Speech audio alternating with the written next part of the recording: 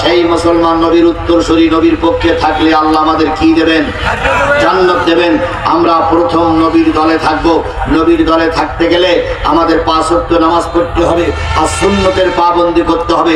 শুধু দাড়ি রাখাটাই যে সুন্নত তা নয়, আপনার ময়দানে কাজ করা সুন্নত, কোরআন হাদিসের পক্ষে থাকা সুন্নত, দ্বীন কায়েমের পক্ষে কাজ করা সুন্নত, ময়দানে বাতিলদের সঙ্গে সংগ্রাম করাটাও কি সুন্নত। এই জন্য আল্লাহ বলতেছেন নবীগণ সিদ্দিকিন সবাই নবী হতে পারবে না, আমরা সত্যবাদী হব। সত্যবাদী মানে কোরআনের পক্ষেই থাকতে হবে, সৎ কথা বলতে হবে। আজ পারবো না, আমরা পারবো না। আচ্ছা, সবাই সত্যবাদী হতে পারবেন না, আল্লাহ পাক বললেন তাহলে শহীদ হও। বলুন তো সবাই কি শহীদ হতে পারবে? এইখানে যারা আমরা আছি কেউ না কেউ কারণ না কারণ আত্মীয় বিগত 16 বছর শহীদ হয়েছে।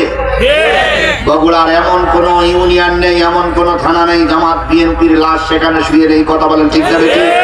আজকে 6 মাসে সব তো ভুলে গেলে চলবে না ভাই। কেবল 6 মাস হয়েছে ভুলে গেলে চলবে না।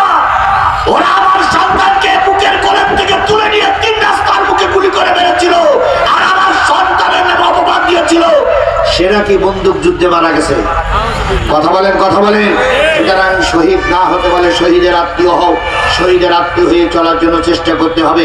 শেষ পর্যন্ত যদি শহীদ না হতে পারেন, সিদ্দিক না হতে পারেন, নবী না হতে পারেন, সালেহীনদের অন্তর্ভুক্ত হও।